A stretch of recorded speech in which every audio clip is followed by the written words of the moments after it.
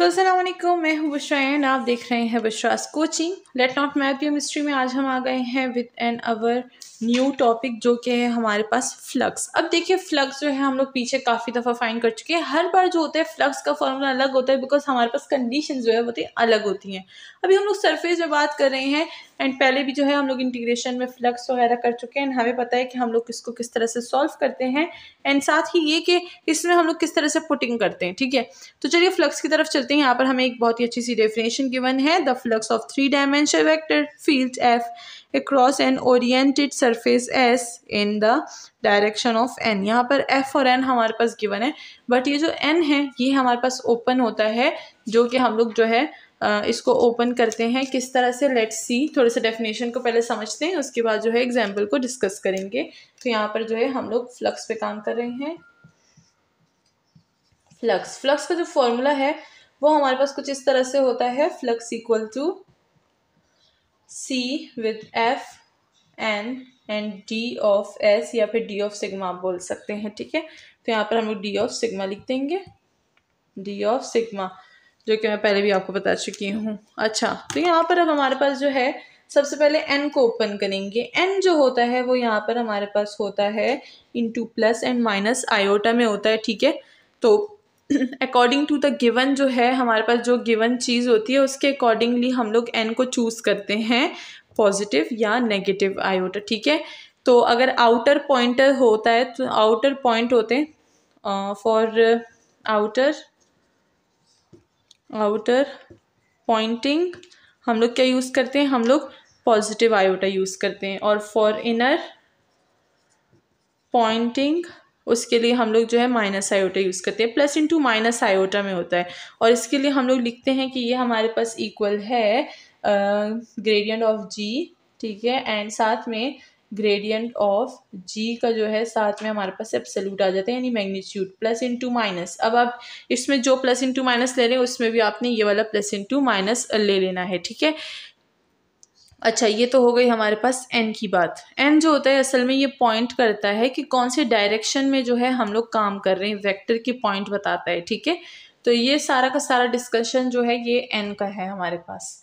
Now यहाँ पर ये वाला सैम्बल जो है अभी आपने कुछ देर इसी पहले इस एक्सरसाइज में देखा होगा, हमने ये वाला सैम्बल यूज़ किया फॉर व्हाट, फॉर ये हमने यूज़ किया gradient of g with gradient of g with dot product of p के लिए। ठीक है, ये हम लोग ने अभी अभी यूज़ किया था जब हम लोग जो है सरफेस इंटीग्रल फाइंड कर रहे थे उसके लिए। ठीक है, सो होप कि सबको ये वाला पता होगा और अब ये वाला भी जो है वो पता चल गया होगा। नाउ हम लोग इन दोनों को इकट्ठे करके इस एक डेफिनेशन को जो है वो बनाएंगे। तो यहाँ पर फ्लक्स जो होता है वो हमारे पास किस चीज़ के इक्वल हो जाएगा, फ्लक्स जो हो जाएगा that will be equal to, ये हो जाएगा हमारे पास C है, हम लोग लिखेंगे double integration of R region. ठीक है, एंड साथ में F तो अपनी जगह पे रहेगा, सबसे पहले सिग्मा की वैल्यू डाल देंगे, ये हो जाएगा प्लस इंटू, ये भी प्लस इंटू माइनस में आएगा। ठीक है, अगर ये प्लस इंटू माइनस में यूज़ करें तो ये भी उसी में यूज़ करेंगे। ये हो जाएगा gradient of G with gradient of G product with P, ये एक चीज़ हो गई। नाउ N को यूज़ करेंगे, डॉट प्रोडक्ट आ रहा है बीच में, देख लीजिए, ये हो जाएगा हमारे पास G and magnitude of G। ठीक है, with D of A, D of A को फिर हमें पता है कि हमने अपने हिसाब से जो है यहाँ पर D ऑफ A जो है वो पुट कर देना है। ठीक है, सो ये पूरा का पूरा जो है हमारे पास फ्लक्स का फॉर्मूला बन गया है। अब हम लोग इस फॉर्मूले को यूज़ करेंगे और फाइंड करेंगे जब जहाँ पर भी जो है हमें फ्लक्स को फाइंड करने दिया गया है। तो चलिए एग्जाम्पल नंबर जो है 4 में हम लोग देखेंगे किस तरह से फ्लक्स को फाइंड करते हैं। चलते हैं एग्जाम्पल 4 की तरफ। तो यहाँ पर थोड़ी सी बुक ले लेते हैं और इसमें जो है अपनी एग्जाम्पल को जो है वो रीड आउट कर लेंगे। ठीक है, सो यहाँ पर जो है हमें क्या बोला जा रहा है, हमें बोला जा रहा है कि फाइंडिंग फ्लक्स, एग्जाम्पल नंबर 4 1 2 3 हम कर चुके हैं पीछे। Find the flux of this function outer through the surface C cut from the cylinder this z is greater than equal to 0 by the plane x equal to 0 and z equal to नहीं x equal to 1। तो यहाँ पर अगर हम देखें तो हमें बोला गया है कि फ्लक्स के लिए फंक्शन ये है f, ये वाला जो f है ये इसकी बात हो रही है, फंक्शन f। आउटर यानी एन के सिग्मा की बात हो रही है कि एन को हम लोग पॉजिटिव, सिग्मा नहीं, एन के टीटा की बात हो रही है कि एन को हम पॉजिटिव टीटा लेंगे या नेगेटिव टीटा। तो आउटर है, आउटर के लिए मैंने आपको बताया ना कि पॉजिटिव हम लोग लेंगे, तो हम यहाँ पर पॉजिटिव यूज़ करेंगे। एंड फिर हमें बोला गया कि सिलेंडर जो है, ये सरफेस जो है वो कट हुआ है, सिलेंडर का सरफेस है, और यहाँ पर जेड का हमें खास तौर पे बोला गया है z is equal to 1, and बाकी का हमें नहीं बताया। ठीक है, बाकी जो है हमारे पास x equal to 0 and x equal to 1, दो हमारे पास जो है प्लेन है जिसमें x 0 है और x 1 है। ठीक है, तो चलिए देखते हैं कि इसको हम कैसे फाइंड करेंगे। Let's go with the solution of example number 4। सो एक बार फिर देख लेते हैं, हमें जो है फाइंड क्या करना है। We need to find the outer normal unit. Outer normal unit के लिए हम लोग n को क्या करते हैं, वो पॉजिटिव आयोटा में लेते हैं। ठीक है, n यानी हमारे पास नॉर्मल वेक्टर की बात हो रही है over the surface S। Sense the surface is cut from the cylinder, यहाँ पर हमें सिलेंडर की एक पूरी की पूरी इक्वेशन गिवन है जो कि है y square plus z square equal to 1। ठीक है, एंड यहाँ पर जो प्लेन है x 0 है और x 1 है, and the normal vector n जो है वो पॉइंटिंग क्या कर रहा है, x डायरेक्शन में पॉइंट कर रहा है। ठीक है, सो जो मैं बोल रही हूँ आपने इसको एक दफ़ा नोट डाउन कर लेना है। ठीक है, मैं क्या बोल रही हूँ, let's start with the theory of solution. Calculation हम लोग स्टार्ट करेंगे। We need to find the outer unit normal vector n to the surface S. Since the surface is cut from the cylinder, this equation by the plane x equal to 0 and x equal to 1, the normal vector n will be along the x direction. ये जो n होगा ये x के direction पे जाएगा हमारे पास। ठीक है, सो ये हो गया हमारे पास x डायरेक्शन। नाउ हम लोग आउटर फाइंड कर रहे हैं, तो हम लोग क्या लेंगे, पॉजिटिव लेंगे, जो कि मैं बता चुकी हूँ। तो चलिए सबसे पहले देखेंगे हमारे पास f क्या है, पूरे जो है चीज़ें निकालेंगे। सबसे पहले n को निकालेंगे, उसके बाद d ऑफ सिग्मा को निकालेंगे, देन उसको हम लोग क्या करेंगे, उसका डॉट प्रोडक्ट लेंगे और सॉल्व कर लेंगे। तो चलिए स्टार्ट करते हैं, इन सबको मैं हटा देती हूँ। ठीक है, अब यहाँ पर फंक्शन है हमारे पास, इसको यूज़ करेंगे। ठीक है, सो ये हो जाएगा हमारे पास g of x y and z equal to x square plus y square, नहीं ये हमें दिया गया है y square plus z square, y square plus z square. ठीक है, तो चलिए यहाँ पर सबसे पहले हम लोग जो है n निकाल लेंगे। n हमारे पास क्या था, प्लस, आउटर है तो प्लस यूज़ करेंगे, लगाए ना लगाए it's your own choice. Sigma of g, नहीं gradient of g and then magnitude of the gradient. ठीक है, तो चलिए इसमें ले लेते हैं, हमारे पास जो है जी क्या है उसका ग्रेडियंट ले लेते हैं। ये हो जाएगा हमारे पास, ब्लैक निकाल लिया गलती से, ग्रेडियंट ऑफ जी क्या हो जाएगा, ये हो जाएगा 2y with respect to y, इसको डिफ्रेंशिएट करेंगे, देन इसको with respect to z plus 2i के बाद j ऑफ z, या फिर zj आप लिख सकते हैं, या वेक्टर पहले लगा लें, यहाँ जो है आप इसको पहले लगा लें। ठीक है, i, बल्कि हम लोग i नहीं लगाएंगे बिकॉज i j नहीं x y z, तो x के लिए i j k, तो यहाँ पर i तो है नहीं तो j यूज़ करेंगे और k यूज़ करेंगे, x नहीं है तो उसको हम रहने देते हैं। ठीक है, सो ये हो गया हमारे पास वेक्टर्स। नाउ इसका ही मैग्नीट्यूड लेंगे, मैग्नीट्यूड को हम लोग इसमें लेते हैं, तो ये 2 का स्क्वायर क्या हो जाएगा 4 और y का स्क्वायर y प्लस 4 एंड ये हो जाएगा z का स्क्वायर। उसमें हम लोग यूनिट्स जो है वेक्टर के नहीं लगाते, तो वेक्टर के यूनिट मैंने नहीं लगाया। ठीक है, नाउ नीचे को सॉल्व करेंगे। सबसे पहले ऊपर देख लेते हैं, ऊपर का एज इट इज़ रहेगा। ठीक है, अब नीचे सबसे पहले सॉल्व कर लेंगे, तो यहाँ पर हमारे पास क्या हो जाएगा, 4 को अगर हम लोग जो है यहाँ पर देखें कॉमन ले लें, तो ये हो जाएगा y square plus z square. अगर यहाँ पर देखें तो ये इक्वेशन हमें गिवन है ना, ये 1 की इक्वल है, तो क्या इसकी जगह मैं 1 लगा सकती हूँ, ऑफ कोर्स लगा सकती हूँ, यहाँ पर कोई रिस्ट्रिक्शन नहीं है कि मैं ये चीज़ नहीं यूज़ कर सकती, ये गिवन ही हमें इसलिए था। ठीक है, सो ये हो जाएगा हमारे पास √4 और 1, तो बाकी की वैल्यू इसकी जगह हमने ये इक्वेशन 1 पुट कर दिया। अब यहाँ पर देखेंगे तो हमारे पास 2 आ सकता है, स्क्वायर रूट के बाहर 2 निकाल दें। ठीक है, सो ये हो जाएगा हमारे पास 2y प्लस 2z के डिवाइडेड बाई 2, 2 2 2 दोनों पे डिवाइड होगा तो ख़त्म हो जाएगा ना। या फिर ऐसा आप करें कि यहाँ से भी 2 को कॉमन निकाल लें, ठीक है, तो फिर ज़्यादा जो है कन्फ्यूजन नहीं हो गया आपको। 2 बाहर निकाल दें तो ये 2 बाहर, ये और ये कैंसिल, हमारे पास क्या आ जाएगा, हमारे पास आ जाएगा यहाँ पर y ऑफ j प्लस ये j and z of k। तो ये हमारे पास जो है n आ गया, ठीक है। सो इस n को मैं यहाँ पर लिख दूँगी। अब आप n लिखें या ये लिखें, अपनी मर्जी है आपकी, दोनों में से जिससे डिनोट करना है, बट कंफ्यूज नहीं होना आपको, ठीक है। सो ये हो गया हमारे पास n। नाउ अगर हम यहाँ पर बात करें p की के जो है हम लोग डॉट प्रोडक्ट किस तरह से लेंगे, तो चलिए अब वो देख लेते हैं। ये तो हो गया है हमारे पास n, इसको मैं हटा दूंगी। अब हम लोग दूसरी चीज़ फाइंड करेंगे जो कि था हमारे पास d ऑफ सिग्मा।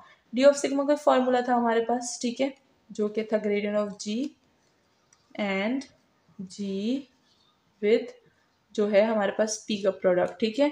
सो चलिए यहाँ पर जो है वैल्यूज पुट कर लेंगे। इसके लिए भी जो है हमें क्या करना पड़ेगा, ग्रेडियंट ऑफ जी, अगर हम लोग ग्रेडियंट ऑफ जी देखें तो वो हमारे पास क्या था, वो था हमारे पास 2, ठीक है। हमने फाइंड किया था पूरा का पूरा, जो कि हमने अभी अभी फाइंड किया, तो वो हम लोग डायरेक्ट यहाँ पे लिख देंगे, वो हो जाएगा हमारे पास 2।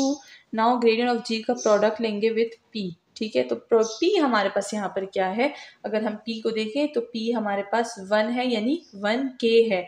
के क्यों है, देखें हमारे पास क्या था, ऊपर हमें गिवन था ना z is greater than equal to 0, so ये वहीं से आया हमारे पास, ठीक है। सो ये हो जाएगा हमारे पास पी के, तो यहाँ पर मैं पी की जगह लिख दूंगी के, ठीक है। सो ये हो जाएगा हमारे पास 2। अगर हम लोग के का देखें तो के किस चीज़ को रिप्रेजेंट करता है, जेड को रिप्रेजेंट करता है। इसका आंसर 2 है, इसको मैं जेड के साथ लिख दूंगी विद द एब्सोल्यूट, ठीक है।